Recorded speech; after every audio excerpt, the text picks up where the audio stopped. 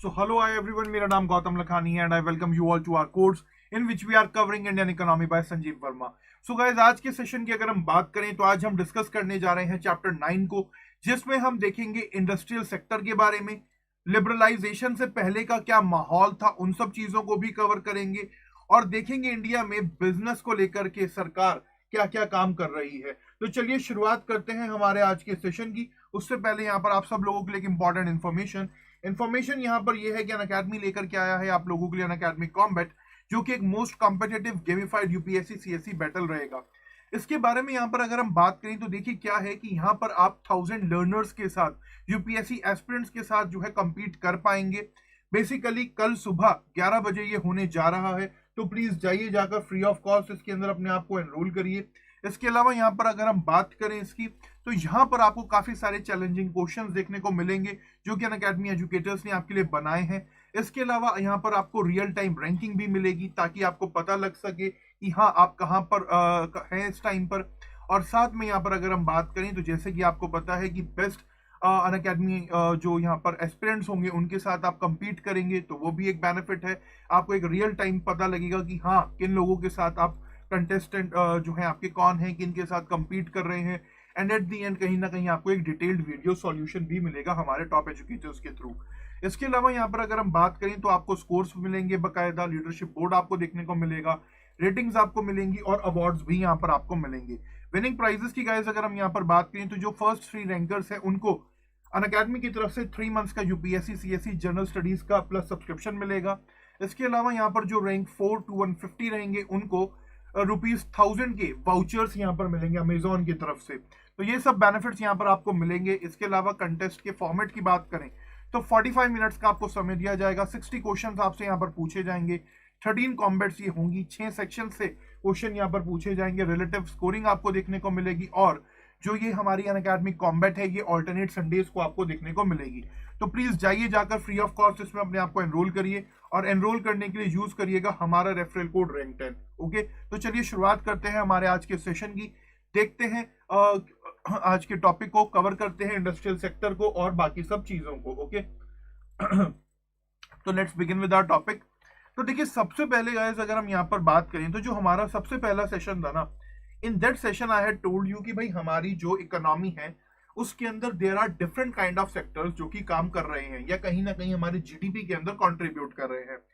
जैसे कि हमने सबसे पहले प्राइमरी सेक्टर की बात करी, तो उस प्राइमरी सेक्टर के अंदर हमने देखा किसको, प्राइमरी सेक्टर के अंदर हमने देखा पूरे के पूरे एग्रीकल्चर को. ठीक है, सेकेंडरी सेक्टर की जब हमने बात करी तो in that sector we discuss about the industrial sector, manufacturing units.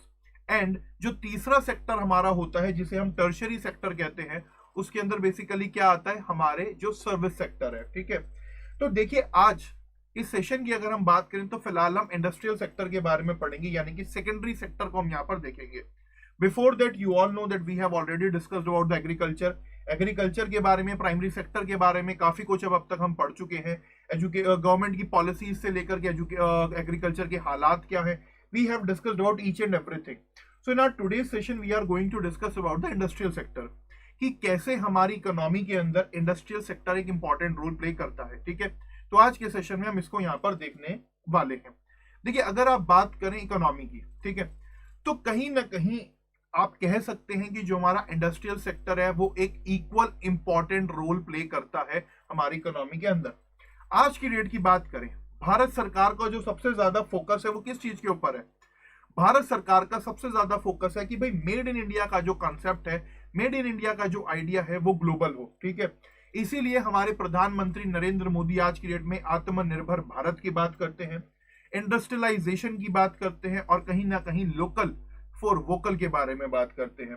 तो ये सब चीजें भी हमें यहाँ पर देखने को मिलती हैं.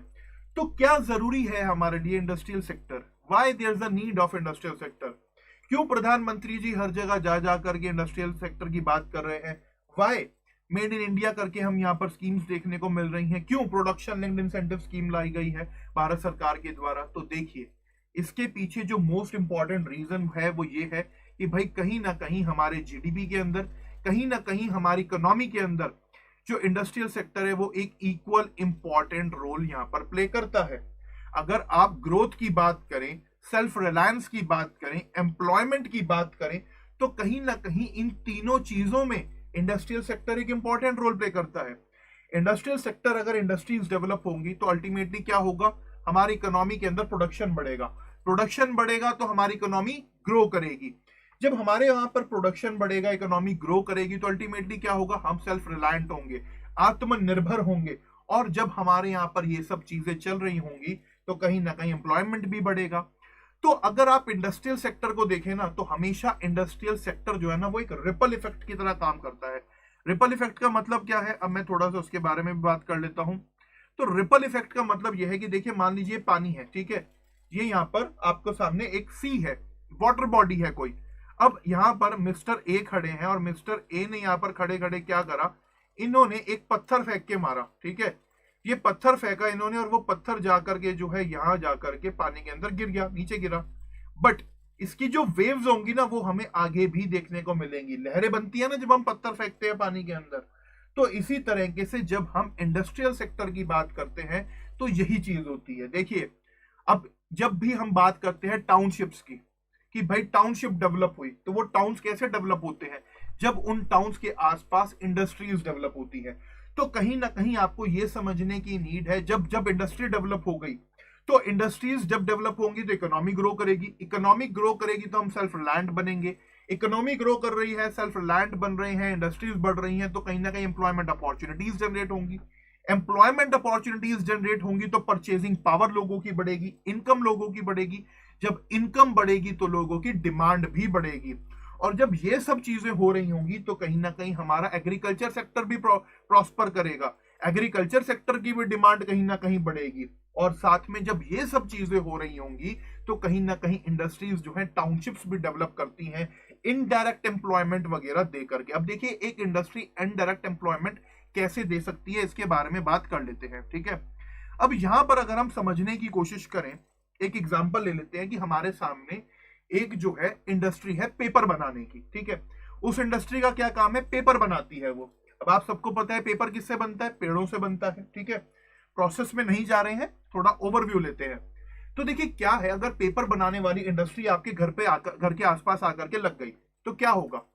पहला तो ये कि भाई जहां से पेड़ वगैरह आ रहे हैं, जो सब चीजें हो रही हैं, तो जो लोग पेड़ कटिंग काट रहे हैं उनको भी कहीं ना कहीं एम्प्लॉयमेंट मिल रहा है। दूसरा ये, जो वहां से लेकर के जंगलों से लेकर के पेड़ इंडस्ट्रीज तक लेकर के आ रहे हैं, जो चाहे रिक्शे वाला है या कोई ऑटो टेम्पो वाला है, कोई ट्रक वाला है, उसको भी क्या मिल रहा है, कहीं ना कहीं इनडायरेक्ट एम्प्लॉयमेंट मिल रहा है।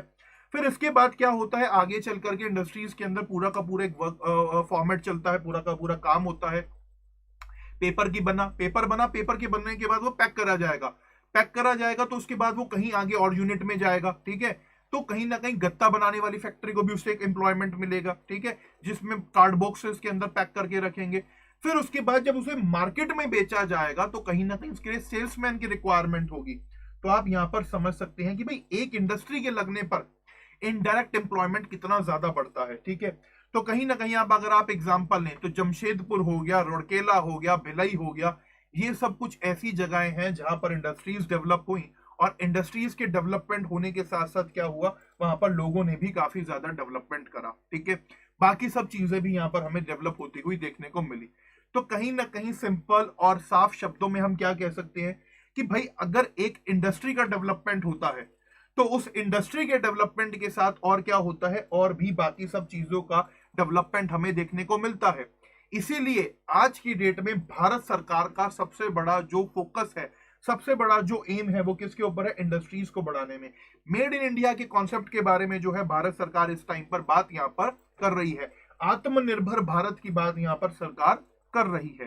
तो कहीं ना कहीं आपको ये चीज समझनी चाहिए कि इंडिया के अंदर ये इंडस्ट्रियल सेक्टर एक इंपॉर्टेंट रोल प्ले करता है इकोनॉमिक ग्रोथ में, not only in India, across the world. Canada जैसी कंट्रीज अगर आप देख लीजिए तो कनाडा जैसी कंट्री की प्रॉस्पेरिटी के पीछे का रीजन क्या है, इंडस्ट्रियलाइजेशन। यूके एक छोटा सा आइलैंड देश है, पूरे के पूरे विश्व के ऊपर उसने एक टाइम पर कब्जा करा, तो क्यों करा, कहीं ना कहीं इंडस्ट्रीज जो थी उसके अंदर, उसके यहाँ पर। तो ये सब भी एक रीजन इंपॉर्टेंट हो जाते हैं। आगे चलते हैं, इंडस्ट्रियलाइजेशन के बारे में बात करेंगे, कुछ कमेंट देख लेते हैं। स्वाति का यहाँ पर कमेंट आया है, industry increases demand, demand increases supply, supply increases more GDP generation, more economic growth, country development, citizen development. बिल्कुल सही शब्द में आपने यहाँ पर अपना ये स्टेटमेंट लिखा, ठीक है। तो कहीं ना कहीं जो चीज मैंने आपको बताई, एक रिपल इफेक्ट हमें देखने को मिलता है। जैसे हम पत्थर फेंकते हैं तो लहरें जब बनती हैं, तो वही चीज हमें इंडस्ट्रीज की ग्रोथ के साथ भी देखने को मिलती है। यानी कि देयर आर सेवरल इंपैक्ट जो कि हमें यहाँ पर देखने को मिलते हैं इंडस्ट्रीज की वजह से, ठीक है। अब इंडस्ट्रियल सेक्टर की इंपॉर्टेंस क्या है वो तो हमने यहां पर समझ ली। अब एक शब्द आपने सुना होगा, इंडस्ट्रियलाइजेशन, ठीक है। अब ये इंडस्ट्रियलाइजेशन क्या है, इसके बारे में थोड़ी सी यहां पर बात कर लेते हैं। देखिए, इंडस्ट्रियलाइजेशन का मतलब ये है कि हम इंडस्ट्रीज वगैरह को डेवलप करें, इस तरीके से डेवलप करें कि वो इकोनॉमी के अंदर एम्प्लॉयमेंट अपॉर्चुनिटीज जनरेट करें। इस तरीके से उन्हें डेवलप करें कि जो हमारे प्राइमरी सेक्टर है, एग्रीकल्चर सेक्टर है, उसके बीच में एक और इंडस्ट्री सेक्टर के बीच में लिंक बने। तो यानी कि यहाँ पर इंक्लूसिव ग्रोथ यहाँ पर हमें कहीं ना कहीं देखने को मिले, ठीक है। जैसे जैसे इंडस्ट्रीज डेवलप हो, उनको यहाँ पर अलाउ करा जाए कि भाई आप जो है एग्रीकल्चर सेक्टर के साथ लिंक करो अपने आप को। एग्रीकल्चर सेक्टर के साथ लिंक करेंगी तो कहीं ना कहीं अल्टीमेटली क्या होगा, एम्प्लॉयमेंट अपॉर्चुनिटीज जनरेट होंगी। और अल्टीमेटली ये सब क्या होगा, जैसे जैसे हायर इंडस्ट्रियल ग्रोथ होगी, वैसे वैसे जो मोमेंटम है ओवरऑल ग्रोथ का, वो भी धीरे धीरे बढ़ेगा और कहीं ना कहीं सस्टेनेबल वे में हम यहाँ पर तरक्की कर पाएंगे। अब देखिए, इंडिया के अंदर समस्या क्या है, कहीं ना कहीं जो एग्रीकल्चर सेक्टर है हमारा, मैन्युफैक्चरिंग सेक्टर के बीच में कोई लिंक हमें देखने को नहीं मिलता। तो देखिए यहाँ पर क्या लिखा है, there has been a missing link in India of the industrial manufacturing sector despite policies and governmental focus. सरकार ने देखिए काफी कोशिशें करी कि भाई इंडस्ट्रियल सेक्टर को और एग्रीकल्चर सेक्टर को एक लिंक बनाया जाए, बट कहीं ना कहीं आज की डेट में भी हमें जो एक डिजायर्ड रिजल्ट्स आने चाहिए थे वो हमें देखने को नहीं मिले। ना तो उस लेवल के साथ एम्प्लॉयमेंट अपॉर्चुनिटीज जनरेट हुई, दूसरा ना ही एग्रीकल्चर सेक्टर को उसका इतना ज्यादा फायदा देखने को मिला। तो कहीं ना कहीं सबसे बड़ी दिक्कत की बात इंडिया के अंदर यह भी देखने को हमें मिलती है, ठीक है। तो अब तक की गाइस अगर हम बात करें तो till now we have discussed about the role of industrial sector and along with that we have discussed about the concept of industrialisation, ठीक है। और साथ में देखा कि इंडस्ट्रियलाइजेशन के लिए क्या कुछ जरूरी है। अब आगे चलते हैं, देखिए क्या होता है, अगर इंडस्ट्रीज होंगी तो उन इंडस्ट्रीज से ही आगे सर्विसेज बनेंगी, ठीक है। तो इसीलिए कहीं ना कहीं सर्विस सेक्टर भी हमारी इकोनॉमी के अंदर एक इंपॉर्टेंट रोल प्ले करता है, एक मेजर कंट्रीब्यूटर के तौर पर हमें देखने को मिलता है। अब देखिए क्या है, आप इंडस्ट्री कहेंगे किसे, ठीक है, आप इंडस्ट्री किसे कहेंगे कि भाई हाँ ये एक इंडस्ट्री है। इंडस्ट्री किसको क्या कहा जाता है, परिभाषा क्या है इंडस्ट्री की। अगर हम इसको थोड़ा क्लोजली से समझने की कोशिश करें तो देखिए, सिंपल शब्दों में बात करें तो इंडस्ट्री एक ऐसी जगह होती है जहां पर रॉ मटेरियल को क्या करा जाता है, फिनिश्ड गुड्स के अंदर बदल दिया जाता है। सिंपल शब्दों में और इसको इजी कर लें तो बेसिकली इंडस्ट्रीज जो है वो एक मैन्युफैक्चरिंग एक्टिविटी का काम करती हैं, जहां पर बहुत सारे प्रोडक्ट्स जो हम डे टू डे लाइफ में यूज करते हैं उनको बनाया जाता है, प्रोड्यूस करा जाता है, मैन्युफैक्चर करा जाता है। और कहीं ना कहीं डिफरेंट डिफरेंट फीचर्स के हिसाब से हम इंडस्ट्रीज को क्लासिफाई कर सकते हैं, कैटेगराइज कर सकते हैं। कैसे, अब थोड़ा सा कैटेगराइजेशन को देख लेते हैं कि how we can categorise the industries air, ठीक है। सबसे पहली अगर आप बात करें तो नंबर 1 पॉइंट देख लीजिए, यहाँ पर प्रोडक्ट्स के बेसिस पर भी हम क्या कर सकते हैं, इंडस्ट्रीज को क्लासिफाई कर सकते हैं। कैसे, देखिए अगर आप बात करें तो 3 तरह की इंडस्ट्रीज हमें देखने को मिलती हैं, 3 से 4 तरह की, बल्कि 4 तरह की इंडस्ट्रीज कौन सी हो जाती हैं। सबसे पहले आती है बेसिक इंडस्ट्री। बेसिक इंडस्ट्री में हमारी स्टील की इंडस्ट्रीज हो गई, सीमेंट की इंडस्ट्री हो गई, जो कि बेसिक नेसेसिटीज है, ठीक है, बेसिक इंडस्ट्रीज है इंफ्रास्ट्रक्चर के लिए। तो यहाँ पर स्टील, सीमेंट, इन सब की इंडस्ट्रीज की अगर हम बात करें तो हम इनको किस में रखते हैं, बेसिक इंडस्ट्रीज में रखते हैं। इसके अलावा फिर आती हैं दूसरे नंबर पर capital good industries. Capital good industries का मतलब क्या है, जो इंडस्ट्रीज जहां पर कोई मशीनरीज बन रही हैं, कोई प्लांट वगैरह बन रहे हैं। जैसे कि अब एक बात करिए आप, इंफ्रास्ट्रक्चर है हमारा, अगर हमें एक रोड बनानी है तो उसमें हमें क्या क्या रिक्वायरमेंट होगी, अब उसके बारे में बात करेंगे, ठीक है। अगर हम यहाँ पर एक रोड बना रहे हैं तो रोड बनाने के लिए सबसे पहले हमें क्या चाहिए होगा, मेन चीज क्या है जिसके बिना रोड नहीं बन सकती, वो है स्टील और सीमेंट। अगर हमारे पास स्टील और सीमेंट नहीं होगा तो कहीं ना कहीं फाउंडेशन मजबूत नहीं बनेगी। तो बेसिक इंडस्ट्री हो गई स्टील और सीमेंट की। अब क्या चाहिए, हमने स्टील और सीमेंट का बंदोबस्त कर लिया, बेसिक इंडस्ट्रीज लगा ली।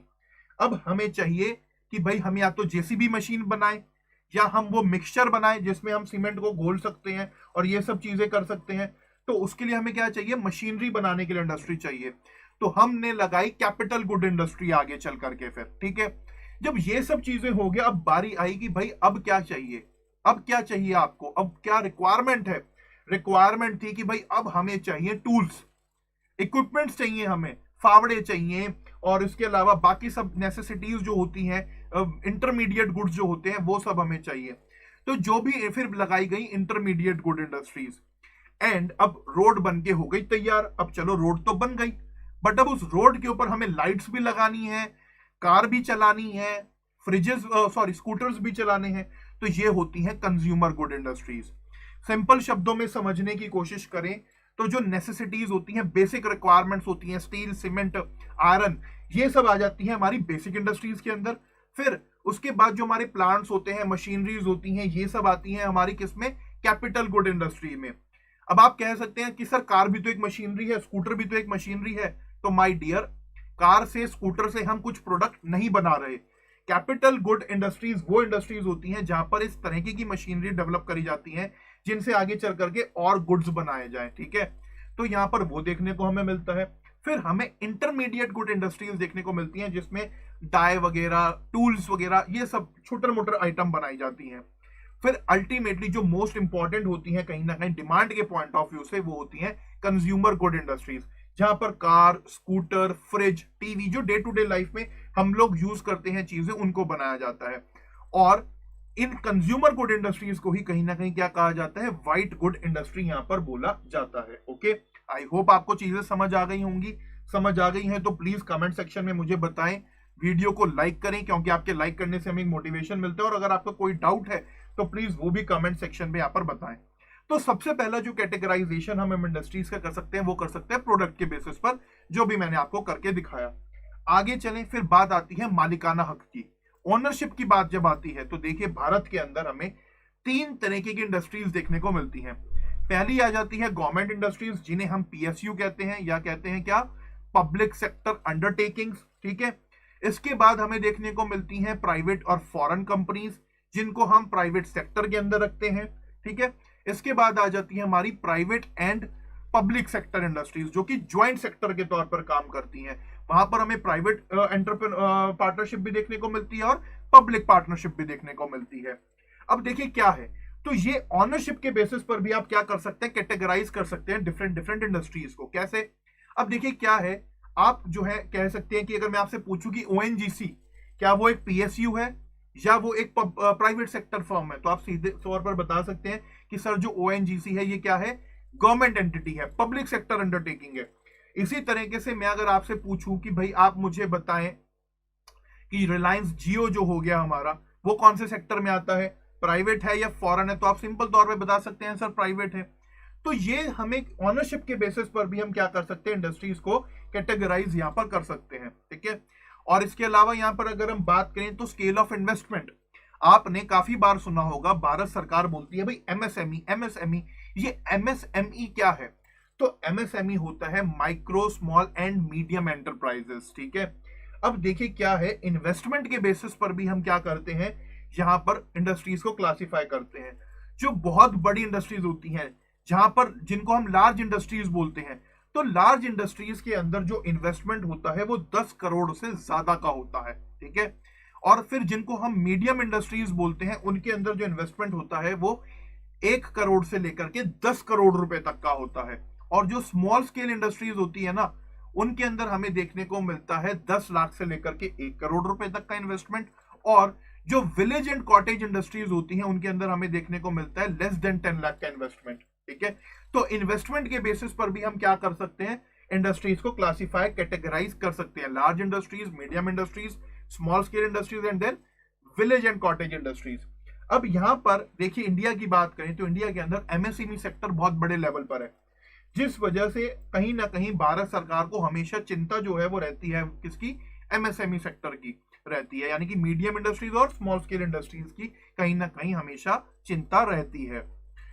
तो यहां पर हो गया स्केल ऑफ इन्वेस्टमेंट के बेसिस पर कैटेगराइजेशन। फोर्थ कैटेगराइजेशन की यहां पर अगर हम बात करें तो भाई वो हम कर सकते हैं इंटेंसिटी के ऊपर, कि उस इंडस्ट्री के अंदर कैपिटल इंटेंसिव है वो या लेबर इंटेंसिव है। मतलब क्या हुआ, कैपिटल इंटेंसिव और लेबर इंटेंसिव इंडस्ट्रीज का। तो देखिए क्या है, कैपिटल इंटेंसिव इंडस्ट्रीज वो होती हैं जिनके अंदर कैपिटल इन्वेस्टमेंट ज्यादा होता है, यानी कि जिनके अंदर मशीनरी ज्यादा होती है और लेबर फोर्स कम होती है, ठीक है, उनको हम कहते हैं कैपिटल इंटेंसिव इंडस्ट्रीज। वहीं on the other hand labour intensive industries वो होती हैं जिनके अंदर जो लेबर है वो यह है ज्यादा तौर पर देखने को मिलती है और मशीनरी वगैरह कम देखने को मिलती है, ठीक है। तो कैपिटल इंटेंसिव और लेबर इंटेंसिव इंडस्ट्रीज भी हमें यहां पर देखने को मिलती हैं। तो इस तरीके से गाइस आप क्या कर सकते हैं, चार पार्ट्स के अंदर इंडस्ट्रीज को क्लासिफाई कर सकते हैं। प्रोडक्ट्स के बेसिस पर कि क्या मैन्युफैक्चर कर रहे हैं वो, दूसरा ऑनरशिप के बेसिस पर, तीसरा स्केल ऑफ इन्वेस्टमेंट, एंड चौथा कि इंटेंसिटी क्या है वहां पर, कैपिटल इंटेंसिव है या लेबर इंटेंसिव है, ठीक है। तो अगर आपको यहां तक चीजें समझ आ गई हैं तो प्लीज कमेंट सेक्शन में जरूर बताएं कि आपको समझ आ रहा है। वीडियो को लाइक जरूर करें ताकि मुझे पता लग सके that everything is clear to you and I can continue without any hesitation. तो प्लीज पार्टिसिपेट जरूर करा करिए, कमेंट सेक्शन में जरूर बताएं मुझे आप, ठीक है।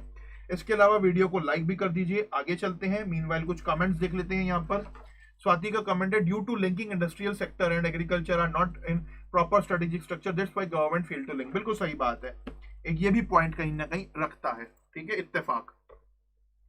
अब आगे चलते हैं, बात करते हैं अनदर चीज की। क्या देखिए क्या है, कहीं ना कहीं अगर आप समझने की कोशिश करें, जो भी गवर्नमेंट, जो भी इकोनॉमी चाहती है कि भाई उसके जो रेट ऑफ ग्रोथ है वो तेजी के साथ बढ़े, तो वो क्या करेगी, अपने यहाँ पर इंडस्ट्रियल गुड्स के लिए, डेवलपमेंट के लिए यहाँ पर इंडस्ट्रीज वगैरह लगाएगी, ठीक है, और क्या करेगी, इंडस्ट्रियलाइजेशन का प्रोसेस वगैरह करेगी। अब आप देखिए इंडिया की बात कर लीजिए, इंडिया के अंदर जो जर्नी स्टार्ट हुई इंडस्ट्रियलाइजेशन की वो कब हुई, वो हमारी स्टार्ट हुई सेकेंड 5 ईयर प्लान से। 1955 से लेकर के जो 61 तक का हमारा प्लान था उसमें है हमने शुरुआत करी थी किसकी, इंडस्ट्रियलाइजेशन की। और इंडिया के अंदर जो मॉडल पैटर्न जो यहां पर अपनाया गया था इंडस्ट्रियलाइजेशन को लेकर के, वो क्या था, वो होता महालनोबिस मॉडल। महालनोबिस मॉडल की यहां पर अगर हम बात करें तो महालनोबिस एक इंडियन साइंटिस्ट थे, उनके बेसिस पर यहां पर जो है हमने मॉडल अपनाया। और कहीं ना कहीं हमारी भारत सरकार ने क्या करा, सबसे पहले बेसिक और कैपिटल गुड इंडस्ट्रीज यहां पर लगाई। और किसने लगाई, गवर्नमेंट ने डायरेक्टली खुद लगाई, ठीक है। तो ये चीज हमें देखने को मिलती है। अगर उस टाइम पर बात करें तो एक स्कूटर भी जो है वो भारत सरकार बनाती थी, एम्बेसडर कार भी जो है कहीं ना कहीं भारत सरकार बनाती थी। तो ये सब चीजें हमें उस टाइम पर देखने को मिलती थी, ठीक है। तो आप यहां पर कह सकते हैं सीधे तौर पर कि भाई भारत सरकार ने इंडिया में सबसे पहले क्या करा, बेसिक गुड्स को लेकर के और कैपिटल गुड्स को लेकर के इंडस्ट्रीज वगैरह बनाई इंडिया में, ठीक है। अब जब देखिए क्या था, बेसिक और कैपिटल लगाने का मतलब क्या था, कंज्यूमर गुड्स क्यों नहीं पहले लगाई। तो देखिए बेसिक और कैपिटल लगाने का मतलब यह था कि पहले हम बेसिक नेसेसिटीज जो हैं इंफ्रास्ट्रक्चर डेवलपमेंट की, इकोनॉमी की, सीमेंट हो गया, आयरन हो गया, स्टील हो गया, इन सबको कहीं ना कहीं हम स्ट्रॉन्ग कर लें। तो हमने क्या लगाया, SAIL, steel authority of India limited, GAIL का एस्टैब्लिशमेंट करा, gas authority of India limited, ONGC बनाया। तो हमने कहीं ना कहीं पहले बेसिक चीजों के ऊपर ध्यान दिया। Then after that we move toward the capital good industries. तो ये काम हमारे भारत सरकार ने जो है सेकंड 5 ईयर प्लान के अंदर करा, ठीक है। तो 1955-56 से लेकर के 60-61 का जो टाइम पीरियड था, 5 साल का ये, इसके अंदर भारत सरकार ने यहां पर इंडस्ट्रियलाइजेशन को ध्यान दिया। और एग्जाम में क्वेश्चन पूछा जा सकता है कि भाई इंडिया के अंदर जो पैटर्न है इंडस्ट्रियलाइजेशन का वो कौन से मॉडल के बेसिस पर है, तो आप कह सकते हैं महालनोबिस मॉडल के ऊपर वो बनाया गया है, ठीक है। तो ये था गाइस हमारा अब तक का पूरा इंडस्ट्रियल सेक्टर के बारे में, ठीक है। जैसे कि मैंने बात करी कि भाई सबसे पहले जो शुरुआत भारत सरकार ने डायरेक्टली करी इंडस्ट्रीज लगाने की, तो भारत सरकार ने जब डायरेक्टली लगाई इंडस्ट्रीज तो उससे क्या हुआ, कैपिटल सेक्टर हमें इंडिया के अंदर, सॉरी पब्लिक सेक्टर हमें इंडिया के अंदर देखने को मिला। तो अब बात करेंगे पब्लिक सेक्टर के बारे में कि क्यों लगाया गया पब्लिक सेक्टर, क्यों शुरुआत में पब्लिक सेक्टर को प्रमोट किया गया, क्या रोल रहा पब्लिक सेक्टर का, क्या अचीवमेंट हुए, क्या ड्रॉबैक रहे, इन सब चीजों को समझेंगे। फिर बाद में आगे चल करके इंडस्ट्रियल पॉलिसीज को देखेंगे। सॉरी, मीनवेल मैं आपके कुछ कमेंट्स देख लेता हूं। स्वाति का यहाँ पर comment, it should be a win win to situation by both the sector, that's the main drawback sometime industry is influencing agriculture sector, in other we can see agriculture sector not cooperating with industries. बिल्कुल सही बात है आपकी। अगर यहाँ पर तालमेल सही बैठ जाए दोनों का, दोनों मिल करके काम करें तो कहीं ना कहीं विन विन सिचुएशन आ जाती है। बट वही है कि जिसका सिक्का ज्यादा भारी होता है ना, तो कहीं ना कहीं वो दूसरे को दबाने की कोशिश करता है। तो यही एक सबसे बड़ी दिक्कत है। इसलिए प्रॉपर रिफॉर्म्स की, प्रॉपर लॉज की रिक्वायरमेंट इंडिया के अंदर है कहीं ना कहीं। Okay, it was successful, second 5 year plan achieve the target GDP, yes it was successful. चलिए बात करते हैं गाइस पब्लिक सेक्टर की। तो देखिए क्या हुआ, जैसे कि मैंने आपको बताया पोस्ट इंडिपेंडेंस का टाइम था। पोस्ट इंडिपेंडेंस का मतलब क्या हुआ, पोस्ट इंडिपेंडेंस का जो टाइम पीरियड है वो है बेसिकली 1947 के बाद का। ठीक है, 1947 के आफ्टर का जो पीरियड है उसे हम कहते हैं पोस्ट इंडिपेंडेंस इंडिया। तो देखिए उस टाइम पर अगर हम बात करें तो कहीं ना कहीं उस पीरियड को सोशलिज्म का एरा कहा जाता है। क्यों कहा जाता है, बिकॉज कहीं ना कहीं कैपिटलिज्म से अत्याचार लोग देख चुके थे। ठीक है, तो चाहे आप रशिया का एग्जांपल ले लीजिए, 1917 में रशिया के अंदर जो रेवोल्यूशन हुआ, बल्शेविक रेवोल्यूशन जिसे हम बोलते हैं, वो क्यों हुआ, कैपिटलिज्म की वजह से, कैपिटलिस्ट की एक्सप्लॉयटेटिव टेंडेंसीज की वजह से। तो इसी वजह से वहां पर हमें सोशलिज्म देखने को मिला। इसके बाद आप एग्जांपल ले लीजिए जर्मनी का, तो वहां पर क्या हुआ, कहीं ना कहीं यही सब चीजें हमें देखने को मिली कि भाई जो कैपिटलिस्ट थे वो कहीं ना कहीं एक्सप्लॉइट कर रहे थे। तो देखिए हुआ क्या, इंडिया जो है बेसिकली इंडिया के अंदर भी सोशलिज्म का लहर चल रही थी। हम भी देख चुके थे कि कैसे ब्रिटिशर्स जो कि कहीं ना कहीं कैपिटलिस्ट थे हमारे लोगों के ऊपर अत्याचार कर रहे थे। आप सबको पता है, मुझे बताने की नीड नहीं है, you must be aware about the facts कि किस तरीके से इंडिया में अत्याचार हुआ हम लोगों के ऊपर, कैसे गरीब किसान के ऊपर अत्याचार करा गया, कैसे आम नागरिक के ऊपर अत्याचार करा गया। क्यों करेगा ये अत्याचार, क्या रीजन था इस अत्याचार का, रीजन क्या था कि भाई इंडिया को जो रॉ मटेरियल की मार्केट बना दिया गया और फिनिश्ड गुड्स यहां पर ला करके भेजे गए, द रीजन बिहाइंड वाज कि भाई ब्रिटेन के अंदर इंडस्ट्रियलाइजेशन हो रहा था। तो इसी वजह से इंडिया को एक्सप्लॉइट करा गया। और एक्सप्लॉइट करा क्यों गया, कि इंडिया से मुनाफा कमाया जाए, प्रॉफिट कमाया जाए। तो कहीं ना कहीं जो कैपिटलिज्म की एक्सप्लॉइटेटिव टेंडेंसीज थी उस टाइम पर वो सबसे ज्यादा ऑल ओवर द वर्ल्ड निकल करके आ रही थी। रशिया जो हमारा पड़ोसी देश था वो उसका जीता जागता उदाहरण था। तो कहीं ना कहीं रशिया से इन्फ्लुएंस होकर के हमारे देश ने भी सोशलिज्म का रास्ता यहां पर अपनाया। और सोशलिज्म में क्या करा जाता है कि जो गुड्स एंड सर्विसेज का प्रोडक्शन है उसके अंदर जो सरकार होती है, गवर्नमेंट होती है, उसका बहुत बड़े लेवल पर रोल रहता है। ठीक है, अब एक चीज बताइए, आप लोग कह सकते हैं कि सर सोवियत यूनियन से हम क्यों इन्फ्लुएंस हुए, हम क्यों नहीं यूएसए से इन्फ्लुएंस हो गए, हम क्यों नहीं यूनाइटेड किंगडम से इन्फ्लुएंस हो गए, व्हाई ओनली सोवियत यूनियन, हमने सोवियत यूनियन ही क्यों चुना। तो मैं यहां पर यह पूछना चाहूंगा आपसे कि अगर आपके पड़ोसी घर में, देखिए क्या है, अब ये देखिए दो घर आसपास हैं, ठीक है, मिस्टर ए का घर है और मिस्टर बी का घर है, एक ही मोहल्ले में ये दोनों घर हैं। अब क्या हुआ, यहां पर जो है बारिश हुई, मिस्टर बी ने क्या करवाया, अपने घर की छत पे जो है एक आगे चल करके ऐसे पाइपिंग सिस्टम बना लिया वाटर ड्रेनेज के लिए, जिसको पतनाला बोलते हैं ना हिंदी में, वो बनवा लिया इन्होंने कि भाई बारिश का पानी रुक जाता है, दिक्कतें करता है। अब मिस्टर बी ने जो ये काम करा तो कहीं ना कहीं मिस्टर बी की दिक्कतें इसमें बढ़ गई। ठीक है, मिस्टर बी ने लगवाया था ये एमएनडी कंपनी से, कौन सी कंपनी से, एमएनडी कंपनी से इन्होंने लगवाया था। अब मिस्टर ए ने कहा, बात हुई मिस्टर बी से कि भाई पतनाला तो मुझे भी बनाना है, बारिश से परेशान तो मैं भी होता हूं। तो क्या अब मिस्टर ए ये एमएनडी कंपनी का पतनाला या कहें ये सिस्टम लगवाएंगे अपने यहां, नहीं, क्यों क्यों नहीं लगवाएंगे, क्योंकि वो ऑलरेडी देख चुके हैं कि मिस्टर बी इससे परेशान है और वो कुछ और ऑल्टरनेटिव देख रहे हैं। तो यही इंडिया के सामने चीज थी। इंडिया ने सोवियत यूनियन का एग्जाम्पल देख चुका था, यूनाइटेड किंगडम का एग्जाम्पल इंडिया देख चुका था, यूएसए का एग्जाम्पल देख चुका था कि कैसे बैलेंस ऑफ पावर के चक्कर में किस तरीके से यूएसए काम कर रहा है। हर एक चीज यहां पर इंडिया ऑब्जर्व कर चुका था। यूनाइटेड किंगडम तो हमारे ऊपर ही अत्याचार कर रहा था। तो कहीं ना कहीं यहां पर महसूस करा गया कि देखो कैपिटलिस्ट जो है उनका सिर्फ और सिर्फ मेन एम क्या होता है, प्रॉफिट मेकिंग, कि ज्यादा से ज्यादा प्रॉफिट कमाया जाए। और कहीं ना कहीं ये सत्य भी है। अब आप एक चीज करिए, आप कंपेयर करिएगा कभी, मैं स्किल्स के ऊपर नहीं जाऊंगा, I am just talking about the working hours. Private sector में वर्किंग आवर क्या होते हैं और पब्लिक सेक्टर में वर्किंग आवर क्या होते हैं और क्या पे मिलता है। I am not going into the skills कि किसकी स्किल्स बेहतर है। आप कह सकते हैं कि भाई स्किल के हिसाब से भी काम होता है, I am not going into the skill, but कहीं ना कहीं आपको ये समझने की नीड है, जो पब्लिक सेक्टर होता है वो हमेशा क्या होता है, सोशल वेलफेयर की बात करता है। ऑन दी अदर हैंड जो प्राइवेट सेक्टर होता है वो एक्सप्लॉयटेटिव टेंडेंसीज लेकर के चलता है। और ये उदाहरण इंडिया ऑलरेडी देख चुका था, समझ चुका था चीजों को लेकर के। तो इसलिए जब हमारा देश यहाँ पर आजाद हुआ तो आगे चल करके क्या हुआ, जब हमारा देश आजाद हुआ तो इंडिया के अंदर प्राइवेट सेक्टर नॉन एग्जिस्टेंट था, बहुत ही कम देखने को मिला। ठीक है, कहा जाता है कि भाई यहाँ पर प्राइवेट सेक्टर के पास उतनी ज्यादा मैच्योरिटी भी नहीं थी, उतने ज्यादा रिसोर्सेज भी नहीं थे, टेक्नोलॉजी भी नहीं थी।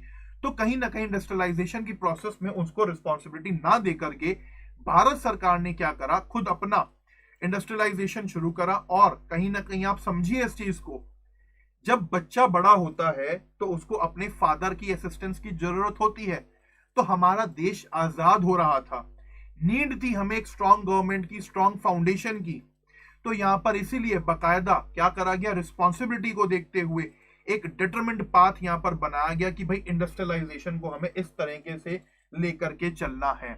और आगे चल करके देखिए, अगर बात करें पब्लिक सेक्टर की, तो पब्लिक सेक्टर ने क्या काम करा हमारे लिए, थोड़ा सा उसके बारे में भी बात कर लेते हैं। आज की डेट में हम कहते हैं कि भारत कैपेबल कंट्री है। क्यों है, कहीं ना कहीं हमारी ओएनजीसी, गेल, सेल, इन लोगों ने इंडिया को सिग्निफिकेंट कैपेसिटीज दी। कहीं ना कहीं बेसिक और कैपिटल गुड्स के पॉइंट ऑफ व्यू से अगर आप देखें तो हमने बेहतर काम किया। सेल्फ रिलायंस, जो हमारे कोर एरियाज हैं, सीमेंट का, इलेक्ट्रिसिटी का, खैर इलेक्ट्रिसिटी में तो देखिए चल रही हैं चीजें, बट सीमेंट हो गया, स्टील हो गया, हम इन कोर एरियाज के अंदर क्या हुए, सेल्फ रिलायंट हुए और हमने इंपोर्ट वगैरह करना बंद करा। ठीक है, इंपोर्ट सब्सटीट्यूशन का ध्यान दिया। इसके अलावा यहां पर अगर हम बात करें तो हमारी इकोनॉमी काफी तेजी के साथ ग्रो हुई, चीजें बेहतर हुई। देखिए तो 1962 का वॉर हो गया। मैं लिटरली आपको हमेशा ये चीज बोलता हूं कि जब 1962 तक जो हमारा ये सेकंड 5 ईयर प्लान था, जैसे कि उस 5 ईयर प्लान की बात करें तो इंडिया के अंदर इतनी ज्यादा प्रोग्रेस हुई, इतना ज्यादा डेवलपमेंट हो रहा था, जीडीपी हमारा बढ़िया लेवल से चल रहा था, जो हमारे टारगेट से हमने अचीव करा। तो ये जो पड़ोस में चाइना बैठा है ना, या कहें जो पीछे यूएसए बैठा है, उन सबको दिक्कत होने लगी कि भाई इंडिया कैसे ग्रो कर रहा है। क्यों, क्योंकि उन्हें डर था अगर इंडिया ग्रो करेगा, तो सबको पता था इंडिया इंटरनली यूएसएसआर के साथ है, तो इंडिया ग्रो करेगा, इंडिया स्ट्रांग होगा तो कहीं ना कहीं यूएसएसआर स्ट्रांग होगा। तो वहां से अपना चिंगारी लगाई गई, चाइना ने हमारे ऊपर अटैक करा और 1962 के बाद से चीजें बहुत बदल गई।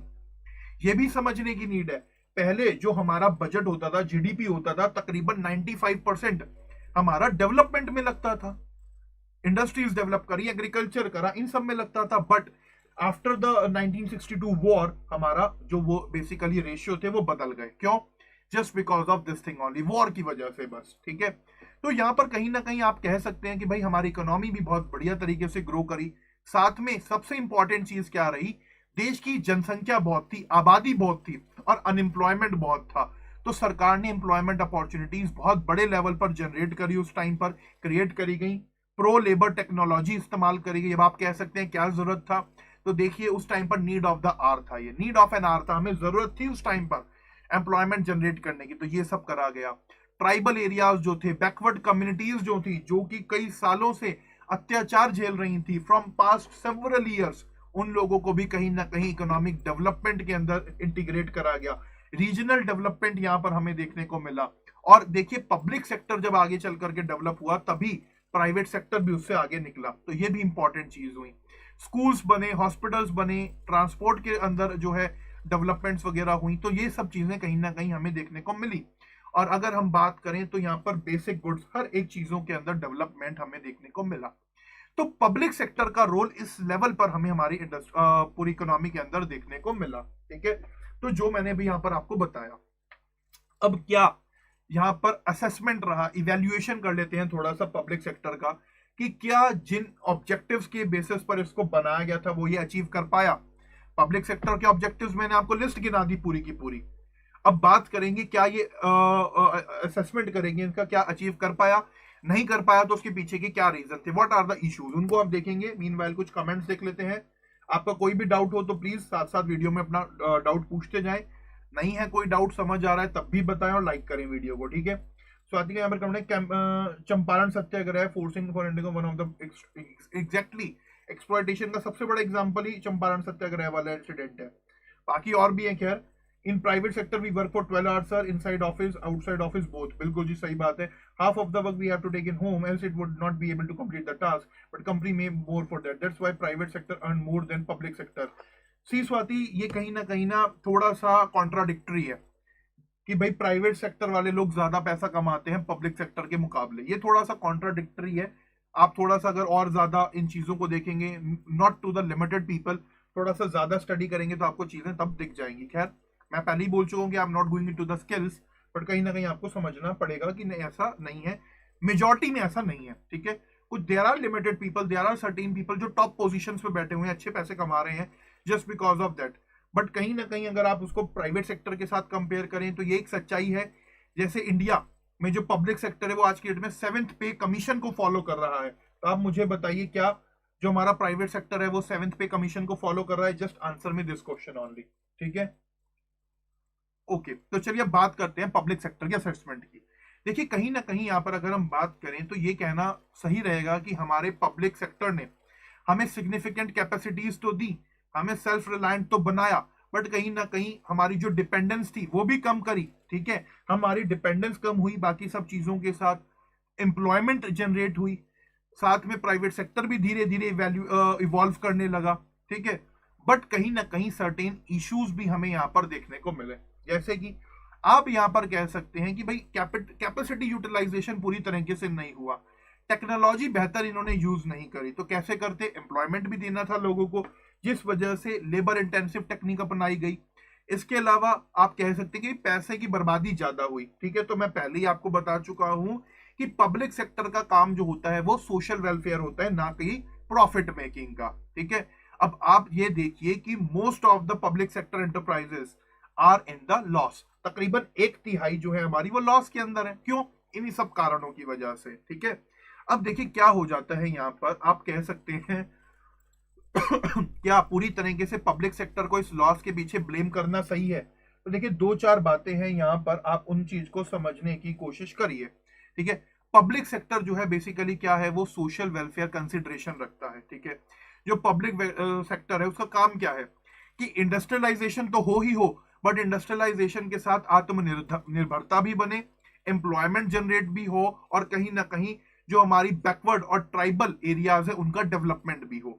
तो जो बेसिकली पब्लिक सेक्टर होता है वो हॉलिस्टिक डेवलपमेंट की बात करता है, इंक्लूसिव ग्रोथ की बात करता है। On the other hand government जो है, देखिए गवर्नमेंट का काम क्या है, लोगों को वेलफेयर पहुंचाना, प्रॉफिट कमाने का काम गवर्नमेंट का नहीं है। Government is not a business. ठीक है, तो कहीं ना कहीं बिजनेस जो होते हैं, प्योर बिजनेसेस, जो प्राइवेट सेक्टर होता है वो क्या करता है, वो यहाँ पर प्रॉफिट कमाता है, और पब्लिक सेक्टर का ये काम नहीं है कहीं ना कहीं। इसके अलावा एफिशिएंसी की बात करें तो देखिए आप दोनों को कंपेयर नहीं कर सकते। पब्लिक सेक्टर और प्राइवेट सेक्टर को आप कंपेयर इसलिए नहीं कर सकते क्योंकि पेप्सी और कोका का एग्जांपल ले लीजिए, और दूसरी तरफ ओएनजीसी और भेल का एग्जांपल ले लीजिए, सेल का एग्जांपल ले लीजिए। क्या है ये सब कहीं ना कहीं मोनोपोली के ऊपर काम करती हैं, और वहीं पेप्सी कोक के साथ ये चीज नहीं है। तो यहां पर एफिशिएंसी को लेके भी कंपैरिजन करना गलत होगा कहीं ना कहीं। इसके अलावा अगर आप बात करें टेक्निकली और चीजों को देखें तो देखिए क्या है, जो प्राइवेट सेक्टर है वो पूरी तरीके से कमर्शियल बेसिस पर काम करता है। XYZ कुछ भी है, आपके घर में कोई जी रहा है, आपके घर में कोई मर रहा है, किसी को कोई मतलब नहीं है। You need to be at the office, आपको काम करना है, जो आपका टास्क है आपको वो पूरा करना है, otherwise you are fired, and this is the reality somewhere out. ठीक है, हालांकि इसके अलावा पब्लिक सेक्टर की बात करें तो पब्लिक सेक्टर के काफी सारे सोशल ऑब्जेक्टिव्स हैं। अब देखिए क्या है, क्यों पब्लिक सेक्टर के अंदर जो बैकवर्ड एरिया से लोग हैं उन्हें बकायदा एक तरीके से रिप्रेजेंटेशन दिया जाता है? क्यों? ताकि उनका डेवलपमेंट हो सके। क्या ये पब्लिक सेक्टर प्राइवेट सेक्टर में होगा? बिल्कुल नहीं होगा। प्राइवेट सेक्टर क्या करेंगे, कहीं ना कहीं चीप लेबर ढूंढेंगे, कहीं ना कहीं स्किल्ड लेबर ढूंढेंगे। ठीक है, बट कहीं ना कहीं पब्लिक सेक्टर के अंदर क्या है कि अब सोशल ऑब्जेक्टिव्स को भी फुलफिल करना है। तो देखिए क्या है, आप दोनों चीजें साथ लेकर के नहीं चल सकते। या तो आप सोशल ऑब्जेक्टिव कर लीजिए, या तो आप प्रॉफिट कमा लीजिए। कहते हैं ना, या तो आप समाज सेवा कर लो या पैसा कमा लो, एक ही काम आप कर सकते हो। तो इसी वजह से कहीं ना कहीं सोशल हमारा पब्लिक सेक्टर फेल होता हुआ, लॉस में जाता हुआ हमें देखने को मिला। ठीक है, ये भी कुछ पॉइंट्स आपके सामने हैं।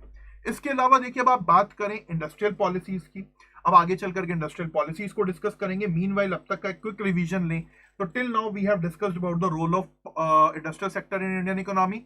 After that we have seen कि इंडिया में किस तरीके से चीजें हुई इंडस्ट्रियलाइजेशन को लेकर के, पब्लिक सेक्टर का क्या रोल रहा वो सब हमने देखा। और अब बात करेंगे इंडस्ट्रियल पॉलिसीज की। ठीक है, कुछ कमेंट्स देख लेते हैं आपके।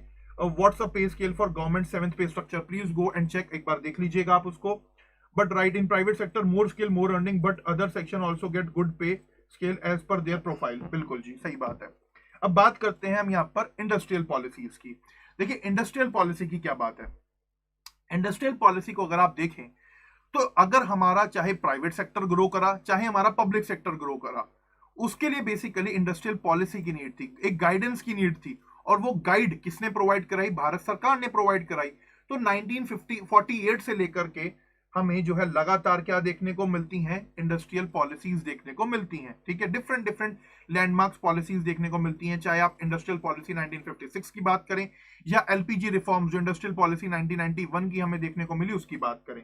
हालांकि इसके अलावा भी और काफी हुई बीच में भी, बट हमें सबको जानना इतना इंपॉर्टेंट नहीं है। बट बेसिकली जो 1991 से पहले इंडस्ट्रियल पॉलिसी हुई उसके कुछ इंपॉर्टेंट फीचर्स देख लेते हैं कि क्या था उस टाइम पर, क्या क्या रिक्वायरमेंट्स थी। देखिए क्या है उस टाइम की अगर हम बात करें तो जो हमारा इंडस्ट्रियल सेक्टर है वो हाईली रेगुलेटेड था, कहीं ना कहीं ब्यूरोक्रेटिक कंट्रोल्स बहुत ज्यादा थे, लाइसेंसिंग सिस्टम था। तो कहते हैं ना लाइसेंस राज सिस्टम, कहीं ना कहीं वो था उस टाइम पर। हर एक इंडस्ट्रियल एक्टिविटी के लिए आपको लाइसेंस लेना है। अगर आपको एक बल्ब भी बनाना है तो उसके लिए भी आपको लाइसेंस लेना है। और कहीं ना कहीं एक बिजनेस शुरुआत करने के लिए आपको रजिस्ट्रेशन करना बहुत ज्यादा जरूरी होता था। यानी कि ईज ऑफ डूइंग बिजनेस की बात करें तो बहुत बुरे हाल थे। और आपको पता है कि भाई ये गवर्नमेंट सेक्टर कैसे काम करता है। बाकी जब पॉलिसी आई 1956 की तो उसने कहीं ना कहीं प्राइवेट पब्लिक सेक्टर के रोल को कुछ 18 एरियाज के अंदर एक्सक्लूसिवली क्या कर दिया? रिजर्व कर दिया कि भाई इन 18 क्षेत्रों में 18 एरियाज के अंदर, जैसे कि इक्विपमेंट्स हो गए, हैवी इक्विपमेंट्स हो गए, ऑयल हो गई, पावर हो गई, टेलीकॉम हो गया, इन सब के अंदर कौन काम करेगा? पब्लिक सेक्टर ही काम करेगा। बाकी के बचे हुए एरिया में प्राइवेट सेक्टर कर सकता है काम, बट उसके लिए उसको लाइसेंस लेना होगा और रजिस्ट्रेशन कराना होगा। और इसकी वजह से कहीं ना कहीं करप्शन भी हमें बहुत बड़े लेवल पर यहां पर देखने को मिला। ठीक है, बाबू लोग होते थे, पैसा लेते थे, फाइल साइन कर दी, पैसा नहीं दिया तो साइन नहीं होगी, लटका रहता था काम कहीं ना कहीं। इसके अलावा पॉलिटिकल इंटरेस्ट भी कहीं ना कहीं बहुत बड़े लेवल पर देखने को हमें मिले। देखिए आज भी कुछ एरियाज जो हैं जिनमें सरकार का कहीं ना कहीं डोमिनेंस है, पॉलिटिकल कंट्रोल आपको वहां भी बहुत बड़े लेवल पर, करप्शन आपको वहां भी बहुत बड़े लेवल पर देखने को मिलेगा। हालांकि पॉलिटिकल कंट्रोल आपको प्राइवेट सेक्टर में भी देखने को मिलेगा, बट स्टिल पब्लिक सेक्टर में कहीं ना कहीं वो थोड़ा ज्यादा हो जाता है, करप्शन थोड़ा ज्यादा हो जाता है, लेजीनेस थोड़ी ज्यादा हो जाती है। क्यों? अकाउंटेबिलिटी की बात आ जाती है एट दी एंड। ठीक है, जो मैं आपको हमेशा समझाता हूं। बाकी अगर हम बात करें तो बेसिकली जो कुछ इंपॉर्टेंट एरियाज थे, क्रिटिकल एरियाज थे, वो पब्लिक डोमेन में रखे गए। इसके अलावा जो प्राइवेट कंपनीज थी उन्हें बहुत बेहतरीन तरीके से हाईली रेगुलेटेड वे में रखा गया। बाकायदा एक्ट बनाए गए थे, जैसे कि monopolies and restrictive trade practices act. इस एक्ट के अलावा अगर फॉरेन कंपनीज की बात करें तो इसके लिए फेरा बनाया गया था, फॉरेन एक्सचेंज रेगुलेशन एक्ट। अब इसकी नीड क्या थी? देखिए क्या था, सरकार को लगता था कि अगर कंपनी ग्रो करेगी, कंपनी का साइज बढ़ेगा, तो कहीं ना कहीं कंपनी मोनोपोलिस्टिक हो जाएगी और एक्सप्लॉयटेटिव हो जाएगी। क्यों हो जाएगी भाई? क्योंकि ये सब चीजें देख चुके थे हम, रशिया के अंदर ये सब एग्जाम्पल देख चुके थे, हमारे देश में पहले ये सब एग्जाम्पल देख चुके थे। तो इसी वजह से सरकार ने बकायदा यहाँ पर एक्ट्स वगैरह बनाए, प्रैक्टिसेस वगैरह करी।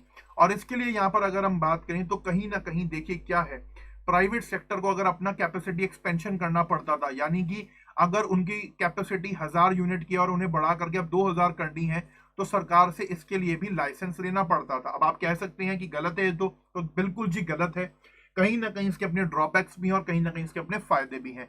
भारत सरकार जो उस टाइम पर सोच रही थी, माइंडसेट को सोचिए, देश को आजाद हुए हुए 10-15 साल हुए हैं, कहीं ना कहीं समस्याएं बहुत हैं देश के आगे, बहुत ही बुरे पास्ट से हम निकल करके आए हैं, तो ये सब भी समझना कहीं ना कहीं जरूरी था।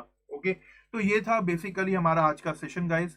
आज के सेशन की अगर हम यहाँ पर बात करें तो अभी आगे भी है थोड़ा सा, सॉरी। तो देखिए क्या रहा, इसके अलावा पब्लिक सेक्टर ने यहाँ पर बहुत बेहतरीन तरीके से काम करा, इंडस्ट्रीज ने बहुत बेहतरीन तरीके से काम करा। और क्या हुआ, जब यहाँ पर प्राइवेट सेक्टर बढ़ने लगा, पब्लिक सेक्टर काम कर रहा था, तो नेशनलाइजेशन हमें देखने को मिला। ठीक है, टेक्सटाइल्स का, कोल माइनिंग का, इंश्योरेंस का, हर एक चीज का हमें जो है नेशनलाइजेशन देखने को मिला। किस टाइम पर? इंदिरा गांधी के टाइम पर। तो इंदिरा गांधी के टाइम पर आप पढ़िएगा कि किस तरीके से जो है नेशनलाइजेशन प्रोग्राम शुरू हुआ। बाकी अगर हम बात करें तो कहीं ना कहीं जो प्री 1991 पॉलिसीज थी उसमें सरकार का दखल बहुत ज्यादा था। जो गुड्स वगैरह होते थे सीधा सीधा उनके प्राइसेस को कौन कंट्रोल करती थी? भारत सरकार कंट्रोल करती थी। तो इसीलिए कहा जाता है कि हमारी इकोनॉमी क्लोज थी, हर एक चीज जो है भारत सरकार तय कर रही है। और 1991 के बाद चीजें चेंज हुई, मार्केट प्राइसेस, मार्केट के बेसिस पर चीजों के प्राइसेस तय होने लगे। और कहीं ना कहीं देखिए कहा जाता था कि इंडिया जो है मिक्स्ड इकोनॉमी है, प्राइवेट सेक्टर भी है, पब्लिक सेक्टर भी है, बट अल्टीमेटली जो झुकाव ज्यादा था वो पब्लिक सेक्टर की तरफ था। तो आप यहां पर कह सकते हैं कि जो 1991 से पहले की पॉलिसीज थी उनमें कहीं ना कहीं प्राइवेट सेक्टर कंपनीज के पास लिमिटेड स्पेस थी और ब्यूरोक्रेटिक कंट्रोल उनके ऊपर बहुत ज्यादा था, गवर्नमेंट का कंट्रोल उनके ऊपर बहुत ज्यादा था। ओके, तो ये था हमारा गाइस आज का सेशन। आज के सेशन की अगर हम बात करें तो till now what we have discussed, अब तक हमने जो है यहाँ पर इंडस्ट्रियल सेक्टर को देखा। इंडस्ट्रियल सेक्टर के बाद हमने यहाँ पर क्या चीज देखी? पब्लिक सेक्टर को समझा। पब्लिक सेक्टर के बाद हमने यहाँ पर बेसिकली बात करी प्री 1991 रिफॉर्म्स। कल का जो हमारा पॉलिसी सॉरी कल का जो हमारा सेशन रहेगा, in our tomorrow session we will be discussing about LPG reforms, liberalisation 1991 के बारे में बात करेंगे। उसके बाद प्राइवेट सेक्टर का रोल जिस तरीके से बढ़ा वो देखेंगे, और भारत सरकार ईज ऑफ डूइंग बिजनेस के लिए क्या कुछ कर रही है वो सब यहाँ पर हम देखेंगे। कल के सेशन में इन सब चीजों को कवर करेंगे। मीनवाइल आपका कोई डाउट है तो प्लीज कमेंट सेक्शन में अपना डाउट पूछ लीजिए। जाते जाते वीडियो को लाइक कर दीजिए। कुछ कमेंट देख लेते हैं। The main difference between private and public sector is job security, if you talk on reality and practicality, but still in private sector has more growth than the public sector. The market is open for skill. Indeed मैं आपके साथ 200% यहाँ पर सहमत हूँ, बिल्कुल मैं आपकी बात यहाँ पर मान रहा हूँ। बट जो उस टाइम पर हालात थे, परिस्थितियां थी, उनके हिसाब से आप देखिए आज की डेट में हमारे यहाँ पर चीजें डेवलप हो गई हैं, चीजें बेहतर हो गई हैं। तो सरकार क्या कर रही है? डिसइन्वेस्टमेंट की तरफ जा रही है, प्राइवेटाइजेशन की तरफ जा रही है। क्यों जा रही है? Because we have that potential now. But at that time जब हमारा देश आजाद हुआ था, एग्जाम्पल्स थे हमारे आगे, रशिया का सबसे बड़ा एग्जाम्पल था। तो कहीं ना कहीं सरकार को यह डर था कि भाई देखो, अभी तो हम जो ब्रिटिशर्स थे उनके गुलाम थे, कहीं ऐसा ना हो कल को कि बड़े बड़े कैपिटलिस्ट खड़े हो जाएं, जैसे रशिया के अंदर खड़े हो गए थे। लॉबिंग होगी, आम जनता दबेगी। तो इसी वजह से कहीं ना कहीं लोगों का वेलफेयर भी सोचना था, इंक्लूसिव ग्रोथ भी करनी थी, सस्टेनेबल डेवलपमेंट भी करना था। तो प्राइवेट सेक्टर को करा गया। बट कहते हैं ना वही एक चीज कि देखिए हर चीज के अंदर खामियां जरूर होती हैं, तो वही चीज हमें देखने को मिली। तो यहां पर अगर आप कहें it's a long going debate, ये बहुत लंबा डिबेट है। अगर आप प्राइवेट सेक्टर और पब्लिक सेक्टर को लेकर के प्रोज एंड कॉन्स की बात करें तो it's a long lasting debate. और वो कभी भी, मैं लिटरली आपको बताऊं तो you can talk about it an hour, 1 घंटा भी कम है अगर आप उसके ऊपर बात करें। ठीक है, तो ये भी समझने की नीड है। बाकी आज के सेशन में इतना ही गाइस। आई होप आपको आज का सेशन पसंद आया होगा। चीजें पसंद आई हैं तो प्लीज वीडियो को लाइक कर दीजिएगा, ज्यादा से ज्यादा शेयर करिएगा फ्रेंड्स के साथ। कल जो हम डिस्कस करेंगे वो 1991 के रिफॉर्म्स को देखेंगे, लिबरलाइजेशन की, और उसके बाद देखेंगे कि प्राइवेट सेक्टर कितनी तेजी के साथ इंडिया में बढ़ा और भारत सरकार ने ईज ऑफ डूइंग बिजनेस के लिए क्या क्या कुछ किया, नई पॉलिसीज जो आई उनको भी हम देखेंगे। आज के सेक्टर में इंडस्ट्रियल सेक्टर देखा, रोल समझा उसका इकोनॉमी के अंदर, पब्लिक सेक्टर को समझा, और प्री 1991 पॉलिसीज को हमने यहाँ पर कवर किया। कुछ कमेंट है sir, Payal Gupta ma'am not taking classes. देखिए पायल गुप्ता मैम अब नहीं है हमारे साथ associated, so that's why she is not taking the classes. Okay, so thank you everyone for watching this session. Goodbye, good luck.